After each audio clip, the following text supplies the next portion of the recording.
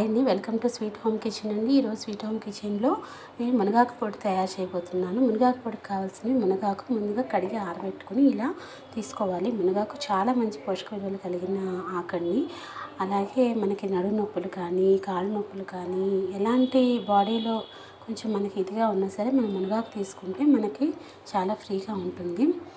And కరివేపాకు, దీనికి కావాల్సిన మినప్పప్పు, పచ్చిశనగపప్పు, ఎండుమిర్చి, ధనియాలు, వెల్లుల్లిపాయలు, జీలకర్ర, మెంతులు అండి. ఇవన్నీ కూడా ముందు మనం వీటన్నిటిని ఆయిల్లో వేయించుకోవాలి. బాణలి పెట్టుకుని ఆయిల్ పోసుకొని వేయించుకుందాం. ముందుగా ఎండుమిర్చి తీసుకున్నానండి. ఎండుమిర్చికి అంటే ఇన్నే తీసుకోవాలని లెక్కేమీ లేదు. ఎవరు తినే కారాన్ని బట్టి వాళ్ళు తీసుకోవచ్చు ఎండుమిర్చి.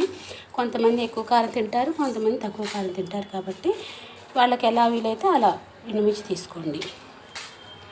ఇలా ఎండుమిర్చి తీసుకున్నాము. తర్వాత కొద్దిగా పచ్చిశనగపప్పు,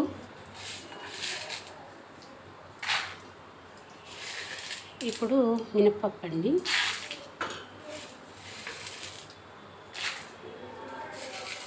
మెంతులు కొద్దిగా, ధనియాలు, జీలకర్ర, వెల్లుల్లిపాయలు, ధనియాలు,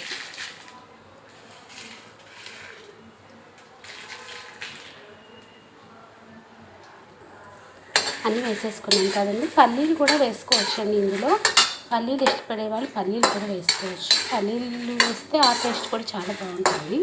నేను కూడా కొంచెం పల్లీలు వేస్తాను. చూస్తున్నారు కదండి, పల్లీలు వేసుకున్నాను. పల్లీలు వేసిన తర్వాత ఇలా అంతా కొంచెం వేయించుకోవాలి. అండ్ చింతపండు అండి. చింతపండు ఇష్టపడే వాళ్ళు చింతపండు వేసుకోవచ్చు. లేదంటే పొడి చేసేసుకున్న తర్వాత నిమ్మకాయ అయినా పిండుకోవచ్చండి. నిమ్మకాయ పిండుకున్నా కూడా చాలా బాగుంటుంది, టేస్టీగా ఉంటుంది. నేను చింతపండు వేసుకున్నాను. చింతపండు గ్యాస్ట్రిక్ ట్రబుల్ వస్తుంది అని అవాయిడ్ చేసేవాళ్ళు లెమన్ జ్యూస్ పిండుకోవచ్చు.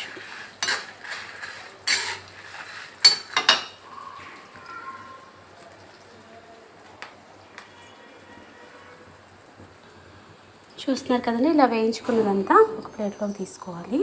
ఇప్పుడు ఈ కడిగి ఆరబెట్టుకుని మునగాకుని మనం ఈ ఆయిల్లో వేసేసుకోవాలి. అలాగే కరివేపాకు వేసుకోవాలి.